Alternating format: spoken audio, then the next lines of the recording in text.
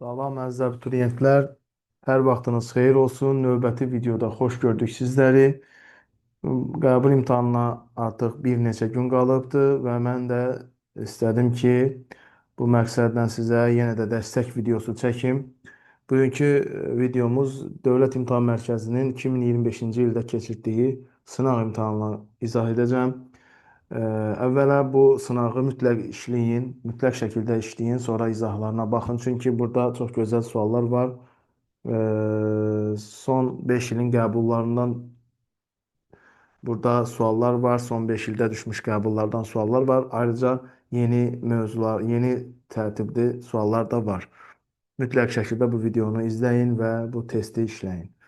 31-ci sualdan başlayırıq. Təpələrində şəkildə göstərilən nöqtəvi yüklər olan kvadratın mərkəzində yerləşən müsbət nöqtəvi yükə təsir edən əvəzedici qüvvə hansı istiqamətdə yönəlir? Deməli, bu gəlin bu yükləri adlandıraq. Birinci, ikinci, üçüncü və dördüncü yük. Birinci yük mənfi işarəli olduğuna görə bu ortadakı müsbət yükü özünə tərəf çəkir. Yəni buna təsir edən kulon qüvvəsi yuxarıya doğrudur. İkinci mənfi yük də bu ortadakı yükü özünə doğru çəkir. Bundan əlavə bu müsbət yükü özündən itələyir. Bu müsbət üçüncü yük də bu müsbət yükü özündən itələyir və bunların əvəzəsi yekun olaraq yuxarıya doğru yönəlir. Testin doğru cavabı olacaq A variantı. 32-ci sual. Newton vur metr böl Pascal hansı fiziki kəmiyyətin vahidinə uyğundur? Deməli, Pascal təzyiqin vahididir. Yəni, P bərabərdir F böl S. Yəni, Newton böl metr kvadratı bu bir Pascala bərabərdir. Deməli, burada Pascal sözün yerinə Newton böl metr kvadrat yazacağım. Yəni, Newton vur metr bölünsün. Newton bölünsün metr kvadrat. Newtonlar ixtisar gedir, qalır metrin kubu. Metr kubu həcm vahididir. Testin doğru cavabı Y variantı. 33-cü sual. Hansı qüvvənin təsiri ilə bir disk yalnız irəliləmə hərəkət eləyər? Cisim irəliləmə hərəkət etməsi üçün onun təsir xətti fırlanma nöqtəsindən keçməlidir. Baxın, bu F1 qüvvəsinin təsir xətti bu O mərkəzindən keçir, ağırlıq mərkəzindən keçir. Ona görə də F1-in qüvvə momenti sıfırdır. Yəni, qüvvə momenti o zaman sıfır olur ki, qüvvə həmin cismi fırlada bilmir. Digərləri isə baxın F5 təsir xətti O nöqtəsindən keçmədiyinə görə buna fırlanma hərəkət etdirər. Həmçinin F2 qüvvəsi də baxın O nöqtəsindən keçmir. Həmçinin F3 qüvvəsi də keçmir. Həmçinin F4 qüvvəsi də həmin nöqtələrdən keçmir. Bunlar cismə fırlanma hərəkət etdirərlər. Bu testin doğru cavabı olacaq D variantı. 34-cü sual. Tezliyi tənzimlənən dəyişən cəryan generatorundan qidalanan dövrənin sxemi verilmişdir. Tezliyi müəyyən qiymətə hər iki lampa eyni cür közəlir. Tezliyi azaltdıqda lampaların közəlməsi haqqında hansı fikir doğrudur? Deməli, dəyişən cəryan dövrəsinə rezistor, aktiv müqamətli rezistor, kondensator və induktiv sarğac qoşuluq. Hər biri üçün ohm qanunu bilməliyik. Aktiv müqavimət qoşulmuş dəyişən cəryan dövrəsi üçün, yəni bir lampası üçün I maksimum 1 bərabər olacaq UM bölünsün R. Kondensator qoşulmuş dövrə üçün olacaq IM2 bərabərdir UM vurulsun omega C. Sarğac qoşulmuş dövrə üçün olacaqdır IM3 deyək buna da UM bölünsün omega L. İndi tezlik omega bərabərdir 2 pi newdur. Tezliyi azaltdıqda dairəvi tezlik, məxsusi tezliyi azalar. Bu R bu tezlikdən asılı olmadığına görə bu dövrədəki rezistordan, bu dövrədəki lampa cəryan şiddəti dəyişməz. Ona görə də birinci lampanın közərməsi konstant olar, yəni dəyişməz. Dəyişməz olan variantlar, digər variantlar çıxırıq, B, C, D variantlar çıxırıq. İkincidə isə kondensator qoşulub tezliyi azaldanda omega azalır, omega azalanda cəryan şiddətinin amplitude qiyməti azalır. Onda buradakı lampanın parlaqlığı da azalmış olacaqdır. Onda 2 lampasının közərməsi azalar. Bu testin doğru cavabı Y variantı. Bir dənə də induktiv sarğac qoşsaydı, o lampanın da adını qoyaq 3 və belə bir sarğac qoşulubdur. Onda omeganı azaltdıqda E artardı. İnduktiv sarğac qoşulmuş dövrədəki lampanın göstərişi isə artardı. Bax, bunu da dedim sizə. 35-ci sual. Elektron bir cins maqnit sahəsinin induksiya xəttləri istiqamətdə sahəyə daxil olur. Bir cins maqnit sahəsi deyir. Burada diqqətli olmaq lazımdır. Bir cins maqnit sahəsinin qüvvə xəttlərinə və ya qüvvə xəttlərinin əksinə sahəyə daxil olan yüklü zərrəcik Lorentz qüvvəsi təsir etmədiyindən düzxətli bərabər sürətlə hərəkət edəcək. Niyə görə Lorentz qüvvəsi təsir etmir? Çünki baxın, tutaq ki, bu elektrondur, bu istiqamətdə hərəkət edir. Yəni paralel daxil olur. B vektoru ilə sürət vektoru arasında qalan bucaq 0 dərəcədir. Sinus 0 dərəcə də bilməlisiniz ki, 0 alır. Lorentz qüvvəsinin düsturu QVB sinus alfadır. Əgər sinus 0-dırsa, deməli bu ifadə bütöv sıfıra gedir. Yəni Lorentz qüvvəsi sıfırdır. Digər təsirlər nəzərə alınmırsa, demək ki, cismə yalnız Lorentz qüvvəsi təsir edilmiş, o da sıfırdır. Yəni əvəzləyici qüvvə sıfıra bərabərdir. Cisim əvəzləyici qüvvə sıfıra bərabərsə, zərrəcik düzxətli bərabər sürətlə hərəkət edər. Onda bu testin doğru cavabı B variantı olar. Hətta elektron və ya proton fərqi yoxdur. Bir cins maqnit sahəsinin qüvvə xəttlərinin əksinə də sahəyə daxil olsaydı, yenə Lorentz qüvvəsi sıfır olardı. Çünki paralel daxil olmuş olur. Bu halda alfa bucağı 180 dərəcə olur. Onda Lorentz yenə sıfır olur. Çünki sinus 180-də də sıfır qiymət alır. Yəni bu söz qüvvə xəttləri və ya qüvvə xəttlərinin əksinə sözü gördüksə, maqnit sahəsində zərrəcik düz xəttli bərabər sürətli hərəkət edər. Növbəti sual. Difraksiya qəfəsində 1 mm məsafədə 400 çizgi vardır. Tezliyi 6,14 Hz olan monoxromatik işıq qəfəs üzərinə perpendikulyar düşdükdə alınan maksimumların ən böyük tərtibini hesablayın.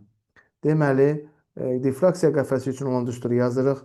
K lambda bərabərdir D sinus fi. Perpendikulyar dediyinə görə sinus 90-dır, 90 dərəcədə 1 alır. Yəni biz sinus fi'ni 1 qəbul edəcəyik. Burada ayrıca düsturları bilmək lazımdır ki, lambda bərabər C böl new'dur və yaxud da D bərabərdir L bölünsün N'dir. Gətib yerinə yazırıq K böl C, KC böl new bərabərdir L bölünsün N. Bu düstur ümumiyyətlə düstur olaraq yadınızda saxlayın. KCN bərabərdir new L. Bu düsturdan bizdə K-nı, yəni maksimum tərtibi soruşur. K-nı buradan tapanda olur. New L bölünsün Cn. Verilənləri yerinə yazırıq. New bizdə 6 vur 10 üstü 14. L 1 millimetr 10 üstü mənfi 3 metrdir. C bizdə 3 vurulsun 10 üstü 8. N də bizdə 400. 400'ü də mən yazaram. 4 vur 10 üstü 2. Riyazi hesablamalar aparıb K-nın 5 olduğunu taparıq. Testin doğru cavabı D variantı olacaqdır. 37-ci sual. Maddi nöqtənin xətti sürətin eyni qiymətində, yəni xətti sürətin sabit qiymətində demək istəyir. Çevrə üzrə bərabər sürətlə hərəkəti zamanı mərkəzə qaçma təcilinin çevrənin radiusuna asılı qrafiki soruşulur. A bərabərdir V kvadrat böl R yazarıq. Çünki V burada sabitdir. Düsturda V iştirak etməlidir. A ilə R tərs asılıdır. Tərs mütənasib cavab burada Y variantındadır. Yəni buna bir A variantı, B, bu C, bu olacaq D. Növbə ilə gəlsək burada Y olacaqdır. Bizim testimizin doğru cavabı Y variantı olacaq. 38-ci sual. Toplayıcı nazik linzadan həqiqi xəyala qədər olan məsafə hansı ifadə ilə təyin edilir? Linzadan xəyala qədər məsafə. Linzadan xəyala qədər məsafə kiçik F'dir. Bizdən kiçik F soruşulur. Toplayıcı linza düsturunu yazırıq. 38-in həllini buradan yazırıq. 1 bölü F bərabərdir. 1 bölünsün D. Üstə gəlinsin 1 bölünsün F. Buradan 1 bölü F'i taparıq. 1 bölü F'i tapdıqda alırıq ki 1 böl böyük F çıxılsın 1 böl D. Orta məxrəcə gətiririk. F, D, D bura gəlir, F bura gəlir. D minus F. İndi 1 bölü F buna bərabərsə F'in özü bu ifadənin tərsinə bərabər olacaqdır. Bu ifadənin biz tərsini düşünməliyik. Olacaq FD-də D minus F. Beləliklə bu testin doğru cavabı B variantı olacaq. 39-cu sual. Hansı qrafik elektromaqnit şüalanma selinin sıxlığının şüalandırıcı nöqtəvi mənbəyədək olan məsafədən asılılığını ifadə edir? Şüalanma selinin sıxlığı I bərabər idi. Delta W böl S vurulsun delta T düsturundan hesablanır. Bu S nöqtəvi işıq mənbəyidir. Nöqtəvi işıq mənbəyinin sahəsi belə tapılır. 4 pi r kvadrat. Gətir burada yerinə yazırıq. I bölünsün 1 bölünsün 4 pi r kvadrat vurulsun delta W böl delta T. Bu ifadə özü bizə P-ni verir. Yəni şualanmanın gücünü verir. Onda yazarıq I bərabər P bölünsün 4 pi r kvadrat. Buradan görürük ki, şualanma selinin sıxlığı, yəni I, mənbədən olan məsafədən tərs asılıdır. Bu testin doğru cavabı C variantı olacaq. Ümumiyyətlə, şualanma selinin sıxlığı tezliyin 4-cü dərəcəsi ilə düz, dalğa uzunluğunun 4-cü dərəcəsi ilə tərs asılıdır. Mənbədən olan məsafənin kvadratından da tərs asılıdır. Bax, bu qaydaları da öyrənmiş oldunuz. 40-cı sual. Sıxlığı suyun sıxlığından böyük olan cisim suyun daxilində ipdən asılmışdır. Su qabdan boşaldılarkən suyun səviyyəsinin hansı intervalında cismə təsir edən Arximed qüvvəsi azalar? Əvvəlcə Arximed qüvvəsinin düsturunu bilməliyik. F Arximed bərabər Romaye V batan hissə vurulsun J. Su başlayır boşalmağa. Bu A, D səviyyəsindən C səviyyəsinə gələnə qədər bu cisim suyun içində olduğuna görə bunun həcmi, batan hissəsinin həcmi dəyişmir. Suyun sıxlığı da təbii ki, krantdan su boşalmaq suyun sıxlığına təsir etməz. C də zaten sabitdir. Deməli, D-dən C-yə qədər burada Arximed qüvvəsində dəyişiklik olmayacaq. DC olan variantlar çıxırıq. Sonra C səviyyəsinə çatdıqdan sonra su başlayır boşalmağa. Su boşalır, boşalır. Hər dəfə boşaldıqca bunun batan hissəsi azalır. Əvvəl yaşılla göstərirəm. Baxın, batan hissəni yaşılla göstərirəm. Sonra biraz da azalır. İndi qırmızı ilə göstərirəm. O ki, bura gəlibdir. Batan hissə biraz da azalır. Deməli, batan hissə azalır. Hansı hissədə? BC hissəsində. Batan hissə azaldığına görə Arximed qüvvəsi də azalır. Cavablarımızdan biri BC-dir. Onda C də çıxdı. Testin doğru cavabı olacaq A variantı. Artıq B nöqtəsinə gələndən sonra artıq cisim tamamilə sudan kənarda qalır. Onda cisimə maye tərəfindən Arximed qüvvəsi təsir etmir. Ona görə də AB variantı olmaz. Su buna qədər boşalır, boşalsın, Arximed qüvvəsi dəyişməyəcəkdir. Ona görə bu testin doğru cavabı olacaq A variantı. 41-ci sual. Eyni mis kuporosu məhlulu olan iki elektrolitik vannanın elektrodları arasındakı gərginlik U1 bərabər U və U2 bərabər 3U'dur. Eyni qədər enerji sərf olunduqda vannalarda ayrılan misin kütlələri arasında hansı münasibət doğrudur? Baxın, burada eyni qədər enerji. Deməli, biz burada enerjinin olan düsturunu yazmalıyıq elektroliz qanunu üçün. Yazırıq M bərabərdir WK bölünsün U. Enerji sabit qiymətində görürük ki, M ilə U tərs asılıdır. Yəni, M1-in M2-yə nisbəti bərabər olacaq U2-nin U1-ə nisbəti. U2-nin yerinə biz 3U yazırıq, U1-in yerinə U yazırıq. Buradan aldıq 3. Aldıq ki, M1 bərabər 3 dənə M2. Buradan M2 soruşulur bizdən. M2-ni tapanda M1 bölünsün 3. Testin doğru cavabı olacaq C variantı. 42-ci sual. Bir cins maqnit sahəsində çevrə boyunca hərəkət edən vermiş yüklü zərrəcin sürəti 4 dəfə azalarsa, dövrətmə periodu haqqında hansı ifadə doğrudur? Dövrətmə periodunun düsturu, bir cins maqnit sahəsində çevrə özü hərəkət edən zərrəcin dövrətmə periodunun düsturu 2πm böl QB-dir. Bu düsturda olanlardan asılıdır. Bu düsturda olmayanlardan aslı deyil. Yəni, period asılı olmayacaq sürətdən, kinetik enerjidən, impulsdan, zərrəcin, cızıq çevrənin radiusundan və s. asılı olmayacaq. Yəni, period burada dəyişməz. Testin doğru cavabı D variantı. 43-cü sual. Şüşə balondakı qazın təzyiqi atmosfer təzyiqinə bərabərdir. Baxın, birinci halda burada qaz var. Qazın burada təzyiqi var. P qaz deyək ona. Bir də atmosferin təzyiqi var. Ona da P atmosfer deyək.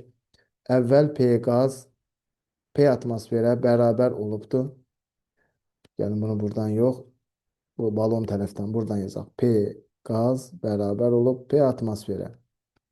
Sonra görürük ki, ikinci halda, yəni bizim şəkil 1-də görürük ki, bu manometrdə bax, qaz vurub buradakı civəni yuxarı qaldırıbdır.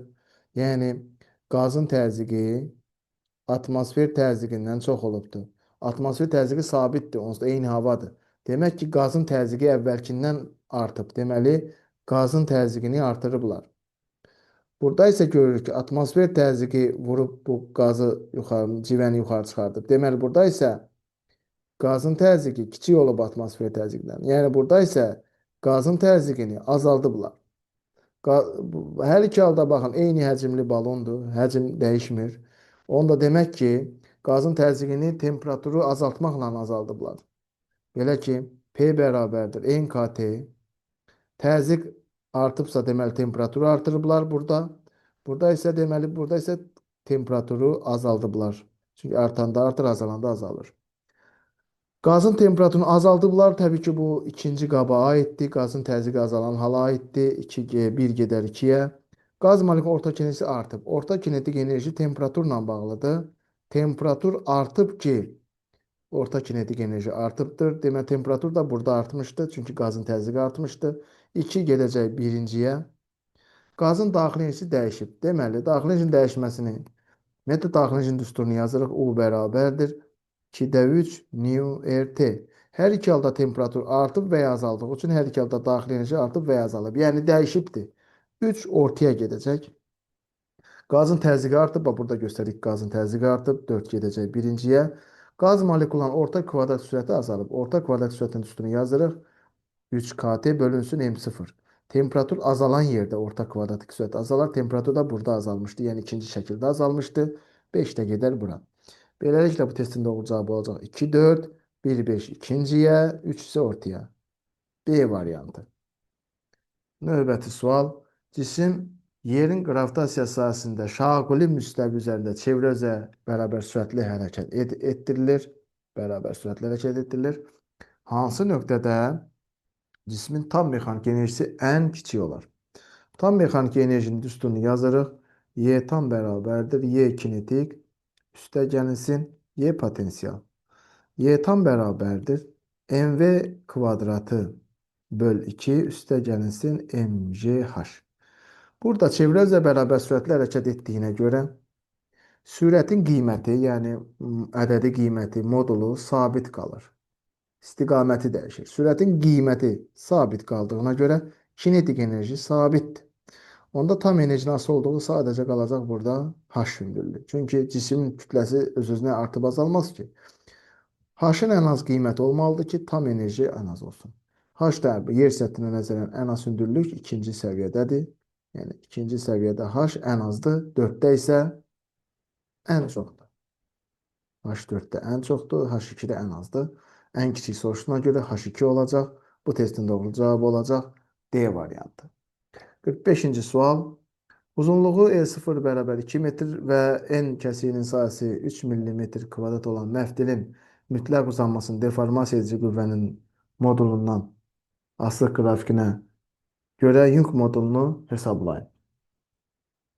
Deməli, burada biz mütləq uzanmanın düsturunu bilməliyik. Mütləq uzanma delta L bərabərdir. FL0 bölünsün Y'stir.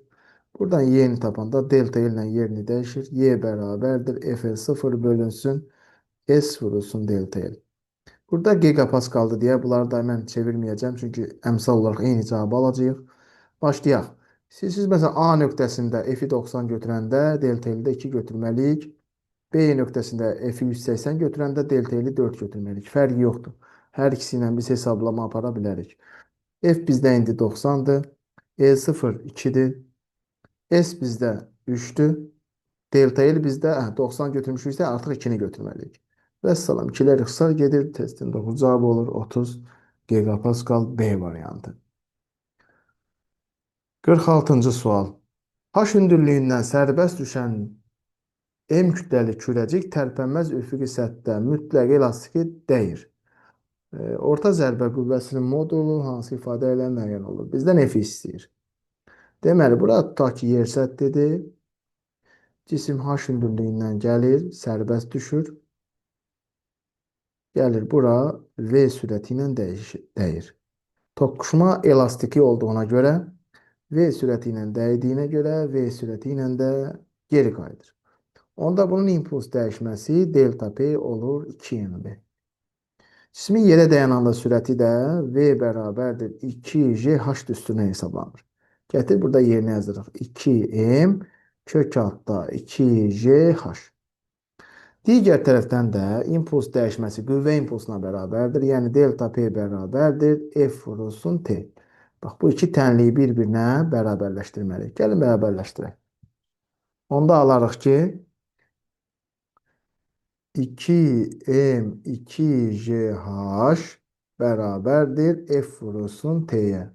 Buradan F-i tapanda alırıq 2m kök altda 2j bölünsün T. Belə bir variant testin A variantında doğrudur. 47-ci sual. Hansı halda yerə maddi nöqtə kimi baxmaq olar? Maddi nöqtə hesablamalar zamanı ölçüləri nəzərə alınmayan cismə deyilir. Hesablamalar zamanı cismin ölçüsü o vaxt nəzərə alınmaz ki, ölçüləcək məsafə cismin öz xətti ölçüsündən çox-çox böyük olsun. Məsəl üçün, yerdən günəşə qədər məsafəni hesablayarkən, yerdən günəşə qədər olan məsafə təqribən 150 milyon kilometrdir. 150 milyon kilometrdir. Yerin radiusu isə 6400 kilometrdir. 150 milyon 6400-dən çox-çox böyükdür. Ona görə də o boyda zırıltı yer kürəsini bilə biz nə götürə bilərik? Maddi nöqtə götürə bilərik. Bir doğrudursa, bir olmayan cavablar doğru deyil. Yerin ekvatorun uzunluğu ölçərkən, yerin özünün üzərindəsən də, yəni çox uzaq məsafəyə getməmsən. Ona görə də bu yeri maddi nöqtə kimi hesab edə bilmərsən. Yerin günəş ətrafında orbitini hesablayarkən, yerin günəş ətrafındakı orbiti təbii ki, çox böyük məsafədir. Yerin radiusundan yenə də qat-qat çoxdur. Ona görə də 3-ü də biz doğru qəbul edəcək. Bu testin doğru cavabı olacaq B variantı. 48-ci sual. Elektrik tutumu məlum olan yüklənmiş kondensatorun elektrik sahəsinin enerjisi hansı cihazın göstərişinə əsasən hesablamaq olar? Deməli, kondensatorun elektrik sahəsinin enerjisi W elektrik bərabər CU kvadrat bölü 2-dir. Burada C tutumdur. Tutum da deyir məlumdur. U qaldı. U'nun adı potensiallar fərqi adlanır. Potensiallar fərqini isə elektrometrin köməyi ilə ölçə bilərik. Testin doğru cavabı olacaq Y variantı. 49-cu sual. İçliksiz selenoidin daxilində maqnit sahəsinin induksiyası B0 bərabər 2 milli Tesladır. En kəsin sahəsi 50 kvadrat santimetr olan selenoidə çubuğun içlik daxil edilərsə, ondan keçən maqnit selini hesablayın. Maqnit selinin üstünü yazırıq. Fi bərabərdir BS. Burada B'nin belə bir üstürü vardır. B bölünsün B0. Deməli, bu içlik daxil edəndə maqnit induksiyası mü dəfə artıdır. Mü B0 olacaq. Bunun yerinə yazacağım mü B0S. Verilənləri yerinə yazırıq. Cavablar milli Weber'dənsə mən bu milliyə dəymirəm. Mü bizdə 400-dür. Yəni 4 vurulsun 10 üstü 2. Vurulsun B0 bizdə 2-dir. Vurulsun S bizdə 50. 10 üstü mənfi 4 edər. Hesablamalar aparanda alınar 4 milli Weber. Testin doğru cavabı olacaq C variantı. Növbəti sual. Səs dalğası sudan havaya keçdikdə onun dalğa uzunluğu və tezliyi necə dəyişər? Bax, fikir verin, səs dalğası deyir. Şagirdlər bunu elektromagnet dalğaları ilə qarışdırmasınlar. Əvvəlcədən deyək, səs dalğaları. Səs dalğasının xassəsi o idi ki, bu mexaniki dalğadır. Mexaniki dalğalar, həmçinin elektromagnet dalğası bir mühitdən digərinə keçəndə tezliyi dəyişmirdi. Yəni, burada B, C və Y variantları olmayacaqdır. İndi səsin suda sürəti təqribən 1500 metr bölü saniyədir. Havada sürəti isə təqribən 340 metr bölü saniyədir. Lambdanın düsturu isə V bərabərdir. V bölünsün nüdür. Lambda bərabər V bölü nüdür. Nü bir müddətdən digərinə keçəndə dəyişmir, amma sürət görürük havaya keçdiyinə görə sürət azalır, onda dalğa uzunluğu da azalacaq. Bu testin doğru cavabı A bəndi. Amma elektromagnet dalğası, məsələn, işıq sudan havaya keçərdisə, onda onun sürəti C bölü N'ə görə N azaldığı üçün artardı. Yəni elektromanyetik dalğasında burada fərqlilik var. 51-ci sual. Qrafiklərdən hansı elektrik sahəsinə daxil olan neytronun impulsunun zamandan asılılığına uyğundur? Neytrona elektromanyetik dalğası, üzr istəyirəm, neytrona elektrik sahəsi tərəfindən qüvvə təsir etmir. Digər təsirlər də olmadığına görə F bərabər QY, neytronun yükü olmadığına görə bu sıfıra bərabərdir. Deməli, bu digər təsirlər yoxsa əvəzləyici qüvvə sıfırdır. Onda bu zərrəcik düz xətli bərabər sürətlə hərəkət edər. Testin doğru cavabı olacaq D variantı. Gəlin tutaq ki, elektron daxil olsaydı necə olardı? Elektron mənfi yüklüdür. Mənfi yüklü zərrəcik bu şəkildə daxil olur. Elektrona təsir edən qüvvə Y-nin əksinədir. Onda bu bərabər yavaşlayan gedərdi. C bəndi olardı. Proton daxil olsaydı bu şəkildə keçən ilin qəbuluna da düşüb. Buna uyğunluq sualı düşüb. Onda protona təsir edən qüvvə Y tərəfədir. Onda bu bərabər yeniləşən hərəkət edərdi. Bu testin doğru cavabı olardı B variantı. Növbəti sual.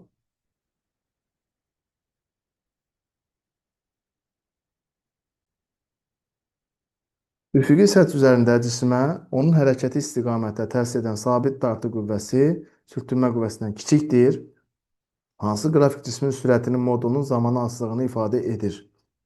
Deməli, sürtünmə qüvvəsinin təsiri altında hərəkət mövzusunda belə bir qayda var ki, dartı qüvvəsi sürtünmə qüvvəsindən böyük, kiçik və ona bərabər ola bilər. Hər bir halda da cismin hərəkəti müxtəlif olar. Baxın, tutaq ki, V0 sürəti ilə cisim x oxu boyunca hərəkət edir. Əgər dartı qüvvəsi sürtünmə qüvvəsindən böyük olarsa, onda hərəkət bərabər yeniləşən olar. Burada testin cavabı Y olar. Dartı qüvvəsi sürtünmə qüvvəsindən kiçik olarsa, hərəkət bərabər yavaşın olar. Bizdə də onu deyir. Dartı qüvvəsi sürtünmə qüvvəsindən kiçikdir.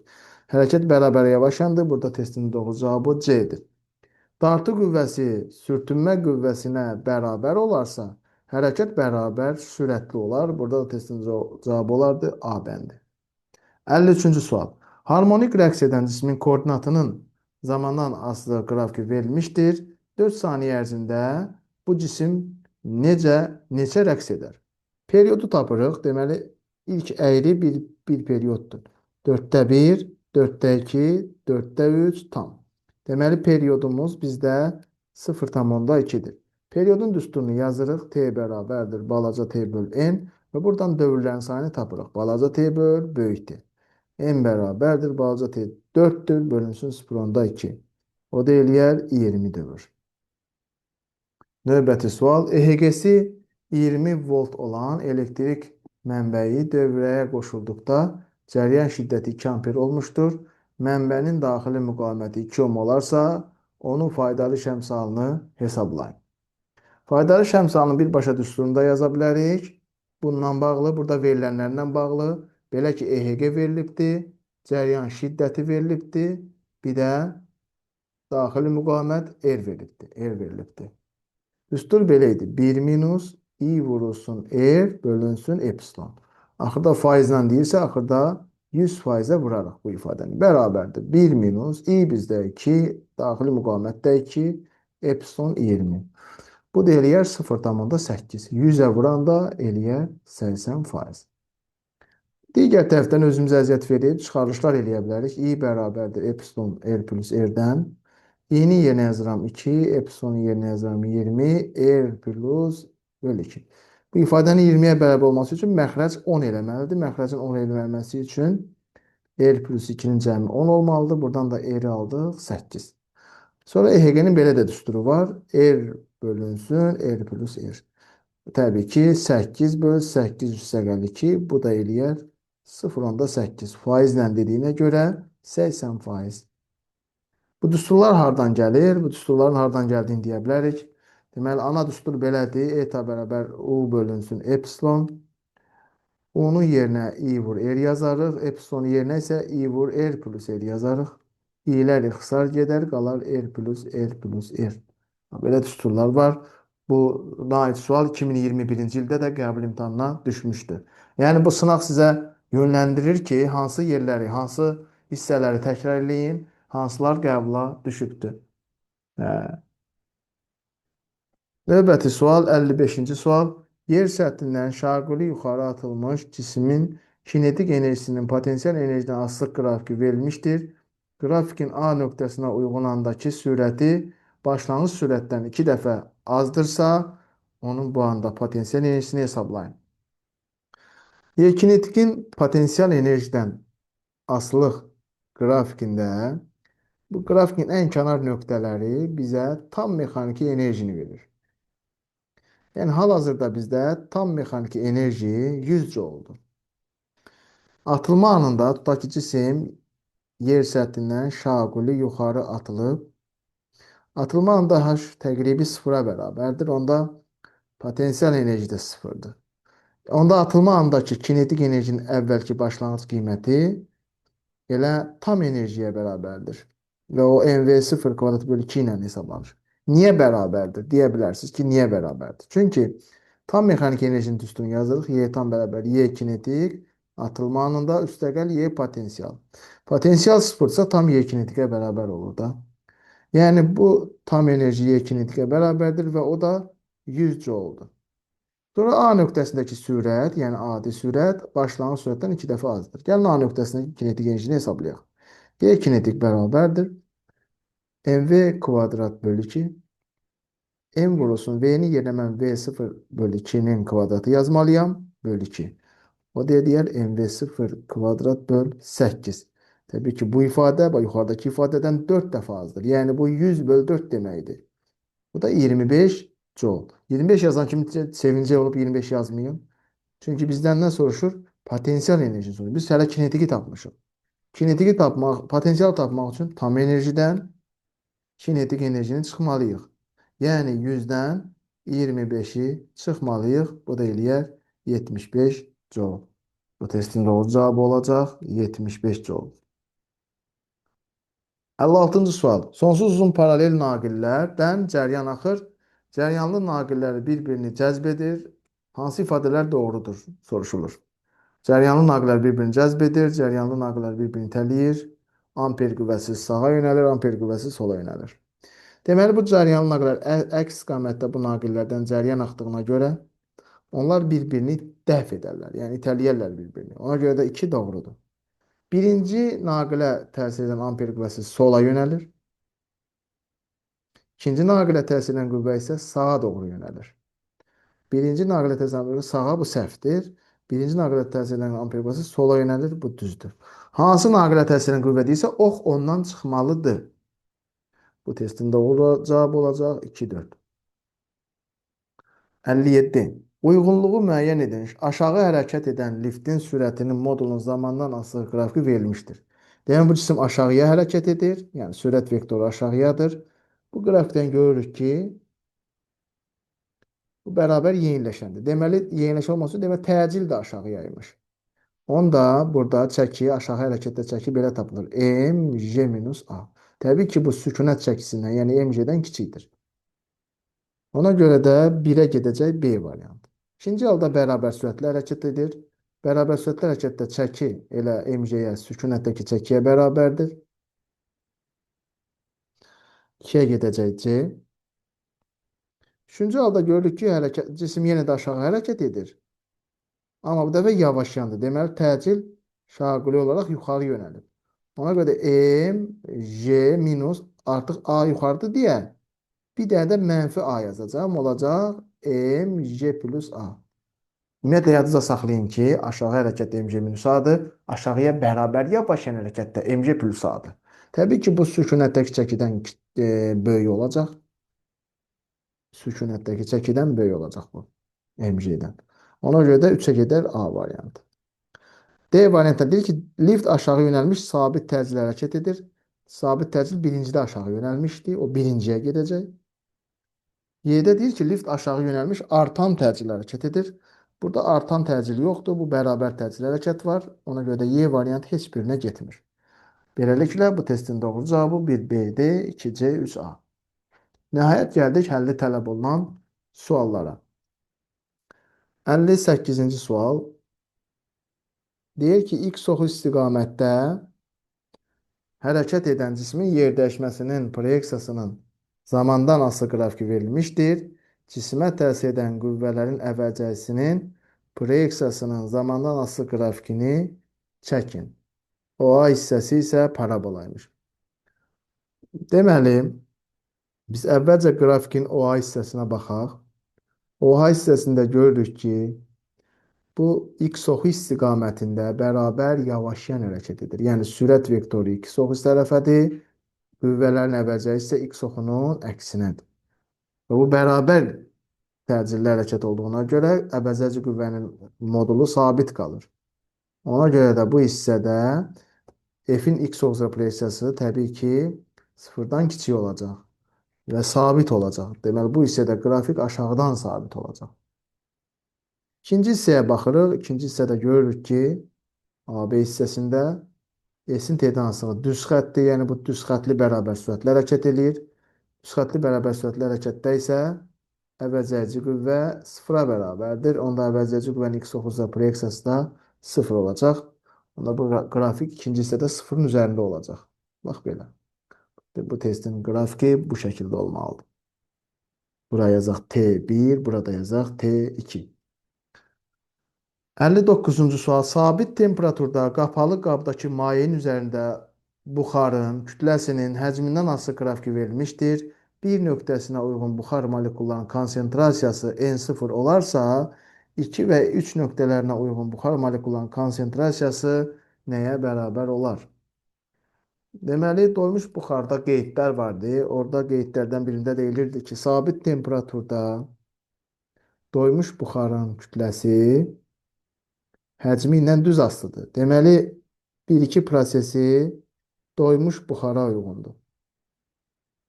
Və doymuş buxarda, sabit temperaturda doymuş buxarın konsentrasiyası, həmçinin sıxlığı həcmindən asılı deyil. Yəni, 1-2 prosesində həcm 2 dəfə artsa da konsentrasiya dəyişməz. Yəni ki, bir nöqtəsində konsentrasiyanın qiyməti N0-dırsa, 2 nöqtəsində də N0-dır. Yəni, cavablardan biri yazıram cavab 2 nöqtəsində N0 olacaq.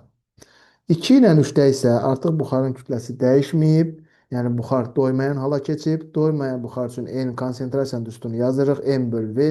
Kütlə burada sabitdirsə, molekulların sayı da sabitdir. Həcm 4V-dən 6V-yə qədər artıb. Onda həcm 1,5 dəfə artdığına görə konsentrasiya 1,5 dəfə azalar. Yəni, onlar 3 nöqtəsində olar N0 bölünsün 1,5 və ya 3-də 2 N0.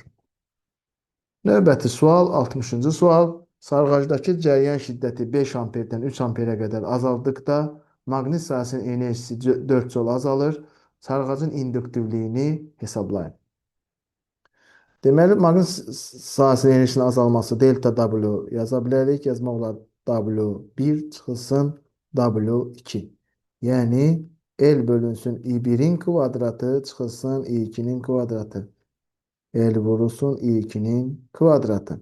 Ortaq məxrəc kimi L bölü 2-ni çıxardığımız görə olur I1-in kvadratı çıxılsın I2-nin kvadratı. Bu nə qədər azalıb? 4 jol azalıb. 4 bərabərdir. L bölünsün 2. I1 bizdə 5-dir. 5-in kvadratı 25 çıxılsın. 3-ün kvadratı 9. 8 bərabərdir. 16 dənə L. Buradan L bərabərdir. 0,5 Henry. Bu testin doğru cavabı olacaq 0,5 Henry. Beləliklə, əziz abituriyentlər, 2025-ci ildə Dövlət İmtahan Mərkəzinin keçirdiyi sınaq imtahanının fizika suallarını izah etdim. Qəbul imtahanına yenə deyirəm, az qalıb. Sizə imtahanda uğurlar arzu edirəm. İmtahanda inşallah suallar oxuduğunuz yerdən, bildiyiniz qaydalardan, işlədiyiniz testlərdən düşsün. Allah sizə zehin açıqlığı versin. Sağ olun. Gələn dərslərdə görüşmək ümidi ilə.